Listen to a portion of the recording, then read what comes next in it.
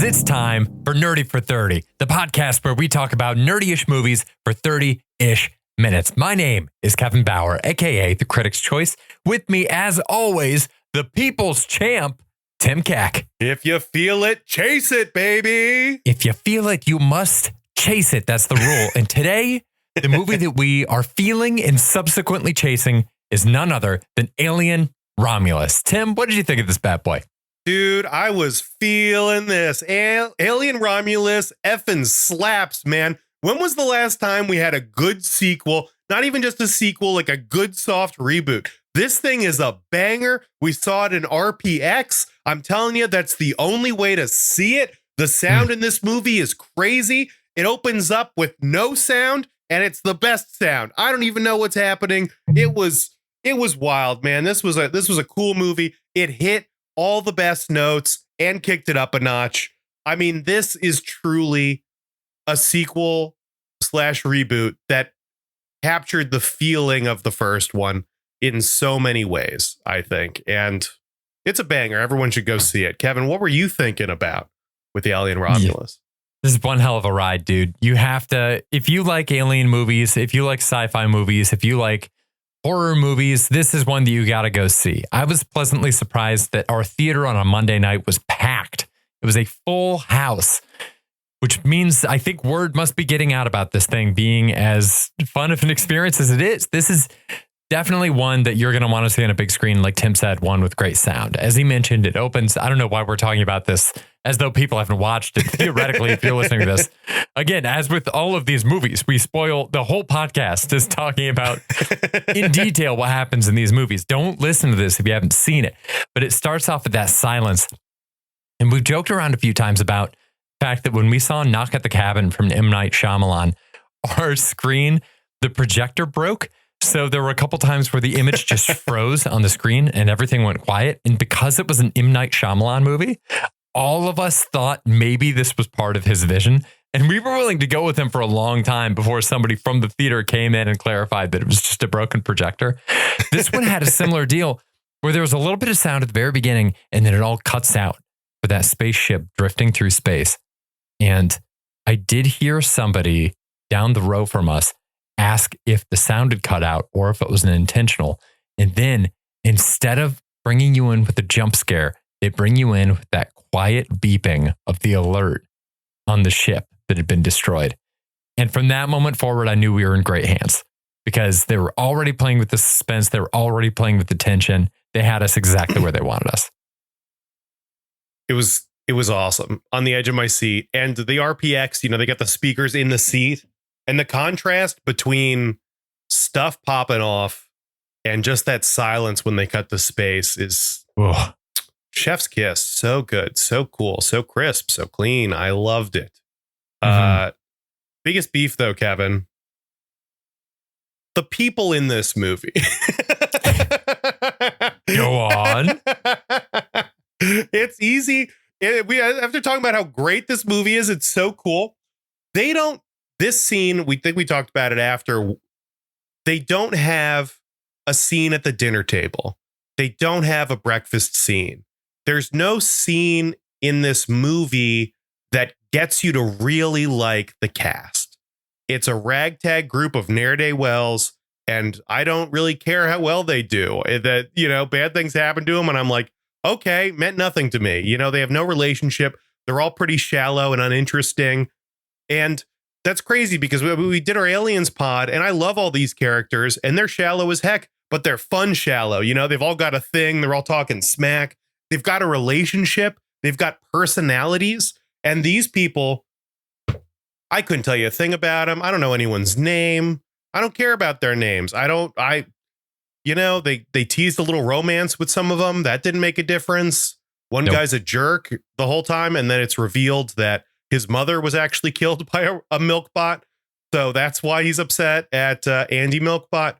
And I felt nothing. I did not care about that guy and his mom. And I don't think that's just me. I think that's probably just some poor writing on their part, which is a little bit of a bummer because that would have really kicked this up into like all time great. If there was something with this cast that we could latch onto and really feel a connection with.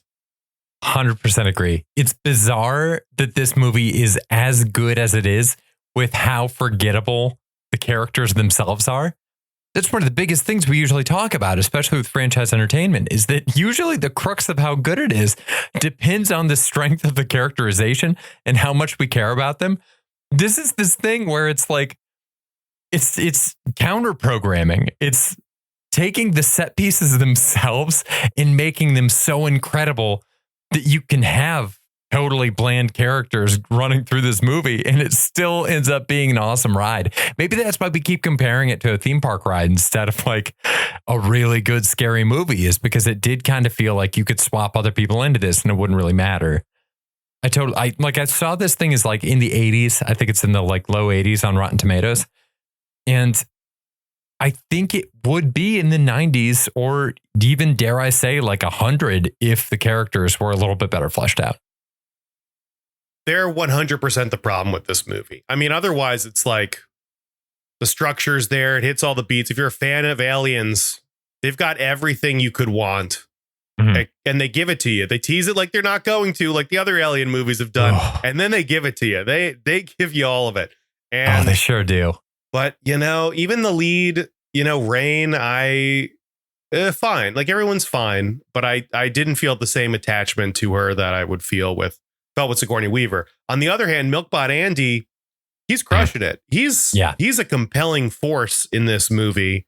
And somehow the most interesting character is the one who is not really a living thing. It's a robot who has different programming, and the actor has to really mix up his vibe multiple times depending on what programming he's been assigned. And he kicks ass sometimes, and other times he's scared and skittish. And he has this not romance, but like this love, like familial love between him and the lead that is so interesting. And then also he has a prime directive that can be overridden. Then he like kind of becomes a bad guy and he like lets a friend die, but you kind of know the logic behind it. Like he is so complicated and fun and ultimately kind of carried the movie in that regard for me. He crushed it. What do you think about Andy? Huge fan. Yeah, completely agree. This is the only character that I found myself actually attached to. Like, actor was crushing it. The idea for the character is so cool. And the way that they sell it to us, having that really distinct visual moment that changed him from the doddering Andy in the beginning of the movie to science officer Andy, the kind of like hacked Andy that happens when they swap in the new chip. That moment where it looked like he was getting possessed was so cool. And apart from just being really visually arresting, served as like a very clear-cut, recognizable change from how he was earlier.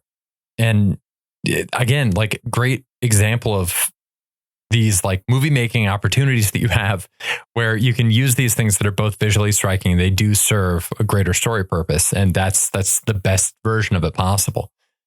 Man, there was one thing I will say, my one beef, like the biggest beef that I had for this movie is Andy related. It wasn't clear to me in the scene where Andy, they're in the hallway that's leading up to the elevator, right? And Andy looks down and sees the blue laser light on the floor and seems very interested in this blue laser light. A whole set piece happens with Tyler getting stabbed with an alien tail, and then Kaylee Spaney and everybody else trying to go through and like get out of the elevator. And then she's like, no, you know what? I got to go back down and save Andy. And Andy had that xenomorph standing over him. The xenomorph seemed like it realized, oh, this is a synth. I can't get anything out of this. I can't hatch a baby in this. And then fucked off and left. And then Kaylee's baby comes down and looks at him again. Why was he on the ground freaked out? Why was he all seized up like that? I couldn't figure out anything. Did he get blasted? I thought he got knocked on his ass somehow. Like maybe the alien hit him or something. I don't remember. Yeah, he got hit with something and spazzed out. But then maybe he also reverted to something. I don't know. You're right. Well, that is a weird moment. He was still in science officer mode because she had to go through and take that chip out. And she had to convince him as he was seizing up that allowing Andy to live would still be better for the company before he ejected the chip and let her do that. But I couldn't figure out what the hell happened to make science officer Andy freeze up like that. I don't remember either. I do remember thinking it was a little strange. Because Mhm. even if he gets hit, like he got electrocuted and thrown across the ship, and then he got up and was kind of fine, right? Yeah, So he takes a this guy lick can and he take a keeps on beating. ticking. Yeah. So why is this moment in particular difficult for Andy? I don't know if we necessarily got a clear answer on that. Yeah. And I guess continuing with the beefs, there's one moment in particular where Rain, the lead, is talking about Andy, where she just talks a little too long, and they're doing something. Andy seems like a betrayer, and she looks at him, and then she says, "No, not the real Andy is still in there somewhere." And it was so corny and lame because we could tell based on what was going on in the scene and the actors doing that thing called acting that's what she was feeling. And sometimes you just got to let the actors act. I don't know why we have to say these things all the time. Sometimes you don't need to say it. Sometimes a look is enough. And saying it just kind of takes the wind out of the sails, It takes all the tension out of it because now you're just talking to yourself. I don't know. It was so weird. There were like two moments like that were just really funny and out of place and corny, Yeah. But maybe corniness is something you need in the Alien franchise. I have no idea. I don't know. I don't think it is. I think the exact line in that case was, "Andy, are you even in there?" Which is just unforgivable. It's such an easy cut too. Like it would be an unbelievably easy thing to slice out of the movie. There's not even background music playing behind it. We could take it out right now. The other one, so this one we talked about adding a new Rennie's category for this one. There's that shot of a canary being carried into a coal mine, a canary in a cage being carried into a coal mine as Rain debated whether or not she wanted to stick around and take her risk working in the mines again. So we talked about adding a new Rennie's category for this year, which is the "Did You Get It" award for the most obvious symbolism. The canary in a coal mine is fascinating too, because I think we just watched Aliens. The only animals that exist in this world, as far as we can tell, are cats. So this is like the first time a bird has ever been present in these movies, as far as I remember. Shocking. And it's like a bright green parakeet in a cage just passing through. And again, this is a world where everyone has a milk bot. And you're telling me you need to use the last living parakeet as the only way to tell if you're going to die in a mine today? That seems insane to me. A little reality breaking, just a little dumb. That really is insane. It would be like if we were on, we're on like, humanity has advanced to the point where I think they showed that the mining colony they were on was 6 light years away from Earth. And yet we're still relying on an animal instead of an oxygen sensor. Like we have the technology to go light years away from Earth and we're not relying on oxygen sensors. Yeah. Yeah. Like, wouldn't it be crazy if the next satellite that goes up just has like a parakeet strapped to it, like just in case? They're like, how cold is it on Mars? It's like, well, we haven't heard back from that squirrel we taped to that shuttle. So, we'll have to, the computer's saying one thing, but the squirrel is saying a completely different thing. It's like, what are we talking about? We had no idea what to do. We cut out to the outside of a ship and it's got like a sundial on it. Somebody's out here searching for water on a rock with a divining rod. I mean, this is ridiculous. I love the idea. This is morbid, but I love the idea of just using the parakeet in the coal mine and just sending it to things that are just obviously instant death for the parakeet. Where it's like, oh, great. We're gonna see. We have to see how dangerous it is diving with great white sharks. And so we've sent the parakeet down there, and if it survives, we'll know it's okay to go. That thing drowns the second it hits the water. Yeah, exactly. We're all set. It looks like lava, but we can't be sure. Let's send in the parakeet. I don't know if it's safe to take a power slam from Brock Lesnar. Let's see if the parakeet in the cage can hold up for it first. Oh, God. Oh, God, there's feathers everywhere. Brock Lesnar has murdered the parakeet. Oh, God. No man should have to enter the ring with Brock Lesnar. Professional wrestler, for those not in the know. This movie, so cool, though. Can we talk about some thieves? Yeah, please. I think we're going to have almost entirely thieves for this movie. I think my thief is the blood scene with the gun, because they give her a gun They even say, hey, this is assisted shooting. You're going to be able to kill a bunch of people with it. And then they say, we can't shoot any of them, though, because the aliens all have acid blood. And if it hits the ground, we're on the bottom floor. It's going to melt a hole through it. And we're all going to be ripped down to space. So their workaround, battling an entire hallway full of aliens, is to turn the gravity off so the aliens float. So when they shoot the aliens, their acid blood just floats in the air. Insane. So cool. What a fun idea. I have a million problems with this. I have a million problems with the logic, and yet it's the coolest shit I've ever seen, and I don't want to question any of it. But this is why you do a sequel, because you have fun ideas like this that they have to navigate through this thing. They have to dodge it. That seemed a little weird, but it was great also that we got teased with this gun, and I felt like, oh, there's going to be nothing happening with this thing. And then we get to let loose with that. Such a fun scene, such a good environmental scene. Like, man, the visuals in this are great. And I thought that crushed it. But you hated it. What's your biggest beef with that scene? No, I didn't. I wouldn't say I hated it. I loved it. The thing that doesn't work logically for me for that scene is the blood is going everywhere. So it's going to hit the bottom of the ship anyway. Like, the blood is splattered everywhere. The blood went all over the place. And their whole thing is that they didn't want any of the blood to hit the bottom of the spaceship because they're at the bottom and it would go straight through the hull. So, huge logical flaw, but the scene was unreal. The part where she shoots the gun to use the momentum to blow herself down so that the acid passed right over her. Amazing. I did also think it was really funny that then they show her being safe and then they immediately cut to like an approving look from Andy, who was never in danger from the acid. And if she just hung with where Andy was, wouldn't have been a problem in the first place.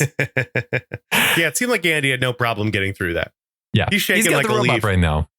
He's shaking like a leaf on a windy day. And that dude's getting through that acid, no problem. No problem at all. They did. The gun is such a perfect example of what they keep doing in this movie too, where they tease you like they're not going to give you the thing. They get the guns. They're immediately told not to shoot the guns. And they heed that advice at first. Same thing happened with the pregnant girl. The pregnant girl. Exactly. I was about to say, all of us in the entire theater, as soon as they showed what happened to that rat, we were like, put it in human. Every single one of us was like, put it in human right now. We want to see. There's a human with a human in it. We've got to inject it with something crazy. See, that's my one thing is I didn't want to see it. I'm a little bit bummed that it went into the pregnant girl because what we saw happen to the rat, where the rat itself turned into like a crazy rat hybrid monster that had like some of the fuzz stuck to it still, that looked cooler, I think, than what the thing ended up looking like that came out of the baby. And I think if a fully grown human had it, it would have been more fucked up, but still super fucked up and incredible. And for a minute, I had come to terms with the fact that we weren't going to see it in this movie. I'm so used to that happening in other movies that I was like, it's okay, Kevin, you can look up concept art when you get home. So even if it's fan art, it's good enough. I just need to know what this would look like now. And then holy fuck, do they ever deliver? Oh, the second she said she was pregnant, I'm like, that baby's going to be an alien. Like, I don't know how we're getting there. But that's where we're headed. That's the destination. It's all about the journey now, baby. It's you said that with the wisdom of like an old Southern grandma sitting on the front porch, and she just already knows how this ends. She's lived a long time and she's seen this story play out before. Oh yeah, man. That baby's going to be an alien child. I will also say Andy instantly knew he was a robot. Oh, like yeah. The second he got on screen, I'm like, this dude's a robot. Not a chance. No question. Not a chance he's not a robot. Let's talk about the robots, because I think one of my thieves was something that was a beef for the rest of y'all. The synths, the fact that they brought back the dude from the first Alien movie and had him in here again, but he passed away in 2020. So this was the facsimile of him that was on a synth. That really worked for me. I really, Grand Moff Tarkin and stuff in Star Wars looked horrible. Leia in Rogue One looked horrible. This one completely works for me for two reasons. One, the synths are supposed to be off-putting. So it actually made me think like, I think all of these synths should try to be in the Uncanny Valley. It would sell the story a little bit more. And then two, we have canonical basis in the first Alien movie for when one of these synths gets destroyed. They will occasionally cut to a shot of it that's just clearly an animatronic. And so like that's something we've seen before with like a half or partially destroyed synth. I like that. I like leaning into like that wasn't a budgetary mistake. That's what it looks like when it's damaged. But I feel like you guys weren't as on board as I was for that. I mean, it looks not good, right? Yeah, I guess I'm saying bad. that I like that it doesn't look good. I'm wondering if like, what if they'd made like a mask of his face or something like that and made it an animatronic, or I don't know, is there like a practical way to do that? Or just make the CGI a little better? There were just moments that made me think of Princess Leia. Sure. And I don't think that's a good thing. I saw it and it reminded me of other bad CGI. So if that's the thing they're trying to evoke, I think you're one of the few people who got hit with it, who took it the right way. I don't have a problem with him being in this movie. I think the lore of this movie is kind of interesting, right? Because going in, I was wondering if this is the same shuttle from the same station from the first movie, but it sounds like they discovered this is a new ship that went out to find the alien from the first movie, brought that thing on board, that thing reproduced, and it went crazy and basically recreated the same scenario while they were experimenting on these other aliens, which is very cool. So then are we to assume that these Milky Bots, there's a bunch that look like Andy? There's a bunch that look like this other guy? Because I don't think we've necessarily seen two of the Daniel Betts in the same room together, right? Right. Doing any of this stuff? So this must be a different one. It can't be the same robot. It's not. That's my beef then. This one's name is Rook. I forget what the name was in the first one, but my complaint is this was a really cool character. It was a really distinct character in a movie that didn't have very many distinct characters. Yes. In a movie that it looks like a lot of people are going to see and really enjoy. So I think Andy is going to be something like we're at a point now. There's so little monoculture that it's impressive when you can have something kind of break through. Like Stranger Things breaks through. You can mention Dusty from Stranger Things. People know who you're talking about. If more people keep seeing this movie, we might hit a point where you can reference Andy from Alien and they'll get it. So this Rook character could have just been a new actor in the first place. And having it be a new actor in the first place would have circumvented this entire thing and potentially minted a new character that people will have a connection to in the future. But what does having it be the same guy do? It has that recognition, which I mean, we're trying to go for nostalgia. It's a way to bring back a quote unquote character that we've experienced before. I feel like immediately too, he can't be trusted. Sure. Like this is a bad guy. So when he's talking to Andy in my head the whole time, I'm like, don't listen to him. And this guy's sweet talking Andy. And I feel like anyone who saw the first movie is like, this guy's bad news, and he's telling Andy to get a new prime directive. And I think it was really fun that he ended up becoming a villain in this and, trying to take over their ship. And you're like, oh, maybe he wanted the pregnant woman to be injected with the serum because he got them all on a ship and he's autopiloting them away. Like this guy is all about the company. Also, we've talked about how capitalism is the enemy in in like all the other Alien movies. In this one, it straight up is the corporation is an evil monster. Oh, you know, the alien is just secondary to the corporation that is enslaving people and forcing them to work in mines, I guess, where canaries die on the reg. And, you just have no other option. You can't get away. You're trapped on this island. And then I guess there's a human planet with no milk bots allowed. That must be some magical utopia, but I don't know how they get there. They're trapped by the company. I guess I understand why they did that. I think if the CGI is a little better, we don't even need to have this conversation, would be my argument. Yeah. We're just saying, oh, it's a cool reference.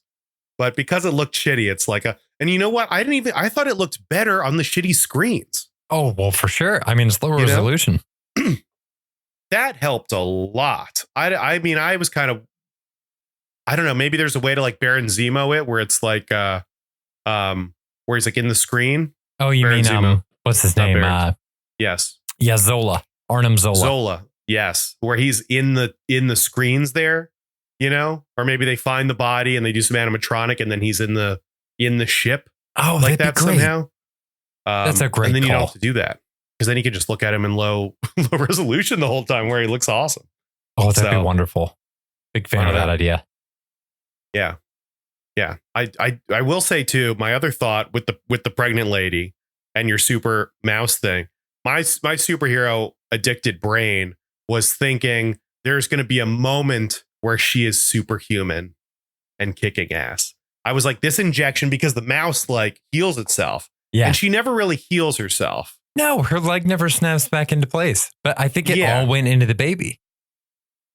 Yeah, that might be it's probably all because of the baby. But I was thinking if she shows up and destroys some aliens the way Andy was and just starts ripping them in half and all this stuff. And then we're like, she's like turning and they have to beg her to turn back like a wolf man or something like that, like a werewolf. And you're trying to get in touch with the real pregnant woman. I don't have her name. Her name's not on Google, on the Google cast sheet. Whatever. Pregnant lady. They finally get in touch with her human side. And that's when the baby just starts ripping out of her. And it's a completely different monster.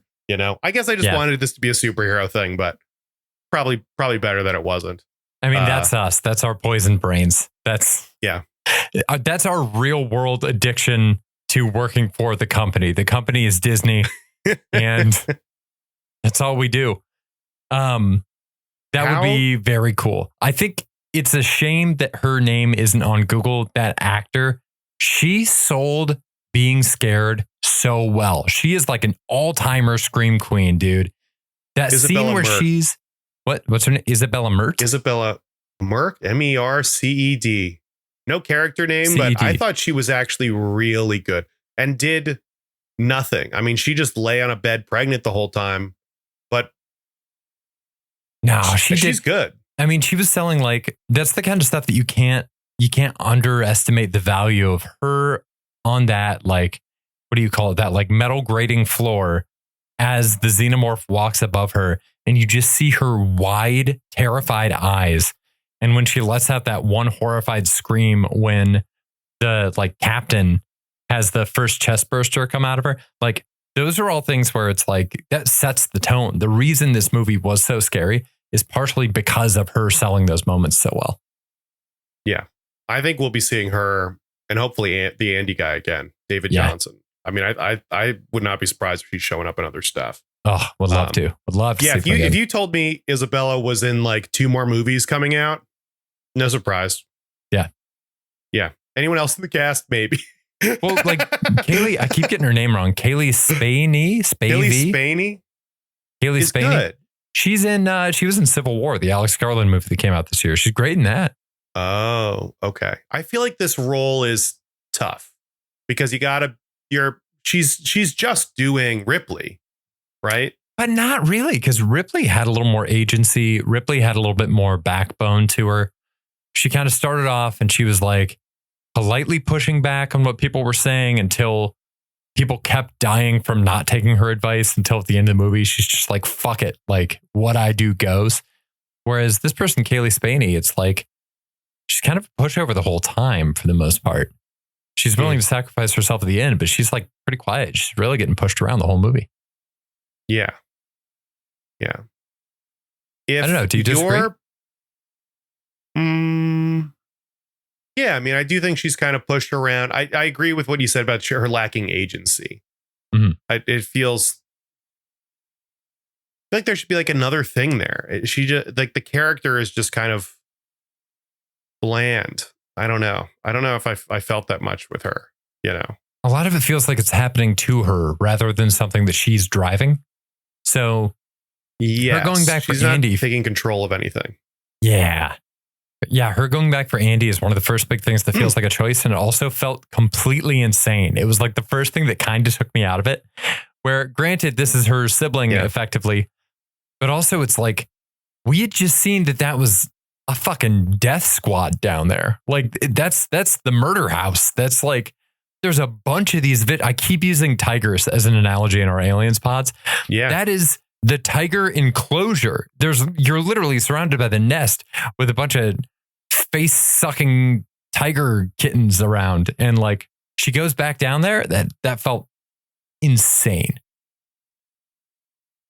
I mean, yeah, I guess I get, now that we're talking about it, like the characters, they're really just kind of mishandled in this a lot, I think, Mm-hmm. I think the main actor is great. I think she's very cool. I just feel like that character is flat, and those decisions don't make any sense. You're right. I was just going to ask you if, if I was pregnant and we're both in an elevator and you're trying to get me help while I'm bleeding out, but your iPad is on it's on the ground and about to be stomped on by a bunch of tigers. Are you leaving me to go get your iPad?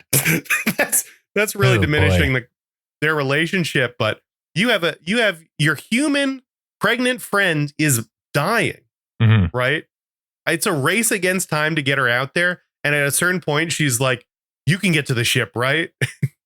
Like, what else are you supposed to do? I was like, if I was like that, just dying, I'd be like, no. I'll get my ass to the ship. What are you talking about? Like, let's get out of here. That robot killed our friend. And, I was also wondering, like, this guy gets his throat slit or whatever and milk sprays everywhere, but can't you just unplug him and plug him back into another Andy? There's millions of Andys out there. We've already decided on the podcast. It feels like it should be they should be easier to save. I guess I'm wondering why he isn't a little more expendable in that regard. But interesting. I guess, they have a really intimate relationship. Yeah. Yeah. And it seems like, in this world where they are literal slaves to this company, it feels like they probably don't have the resources to get a whole new synth. Like, that feels like the kind of thing that would be like exorbitantly expensive. I have no idea how her family ended up with one in the first place, but somehow they have this, am I using the right word? Synth? They had this thing that they've had with them the whole time, and it's Andy and Milkbot. Yeah, it's a Milkbot. I should have just been saying Milkbot the whole time. They've got this Milkbot. It's very expensive. She probably can't replace it. It's like buying a house now. It's like, you know what? Like, there's homes that are worth like $3 million now that sold for like fucking $200,000 in 1987. And it's a shitty home, but it's just location and the fact that they're not making any more land. Yeah. So what are you going to do? You're just going to get rid of that house and you don't have $3 million. What are you going to do? Home's where the heart is. Home is where the heart is. He really is like a father figure to her. And she keeps saying brother, but I guess it is more like overprotective brother. But if her parents aren't around and this is the only person that cares about her, she's putting a lot into that thing, So, I get it. His whole arc is great. And even the other thing I wanted to mention was, Deadpool and Wolverine, there's so many cool moments and they know it and they accentuate. There's probably too many slow motion shots and freeze frames. Yeah. And it was so cartoonish and fun. And it's also like giving the audience exactly what they want. And it was great to watch this, which I think is like closer to a film than Deadpool and Wolverine. And they have moments where they're just looking for like the perfect shot. And they just want a shot of someone holding someone as they're dying, looking out the front of this spaceship as it's heading towards destruction. And that scene where Andy is like freaking out and all the face sitters are running around in the water and attacking these guys. And he's just like trapped in like a real like agonizing robot scream as chaos is erupting behind him. Thought it was incredible, man. I got chills just from that shot. Oh. So it was great to see. I love that. I love when, because I'm pretty bad at that stuff. I feel like I don't notice cinematography. So when they really dumb it down and hand me a cool looking picture, I'm all about it, man. I loved it. But this whole movie was cool looking pictures. This is a gorgeous movie, like just absolutely gorgeous. The production design was so cool. Everything down to the fonts they used in the title cards, the amount of love and care they put in to making this feel like a direct entry in the 1979 Alien franchise is amazing. You're right there. You're in it. And oh my God, all the little things like when the ship is crashing into the planet's rings and how cool that is. The decision to have the cargo hold be full of sand so that when she's hanging from the string and the cargo hold is emptying out, there's a whirlwind of sand around her. Just so goddamn cool to look at. And that I also do want to call out. This movie really did scare me. Like There were some legit great tense horror moments in this. That jump scare at the end where the alien human hybrid comes back out at her scared the shit out of me. So good. So unexpected. I mean, they're both hanging off of a ship. It's like he couldn't be more dead. And then he's not, just hidden all this sand. So much fun. I mean, I really think this movie is like a breakfast scene. It's a team meal away from being like a real banger. Yeah. Just absolutely top notch. Oh, you know, even with everything else they had, if we have like 3 minutes of them all shooting the shit and acting friendly, because she shows up and our introduction to them is Bjorn or whatever his name is being a huge asshole to Andy, who so far is the only thing that we have as an audience is her and her love for Andy and vice versa. And this guy comes in and shits on it. And he's like, by the way, we need your stupid robot.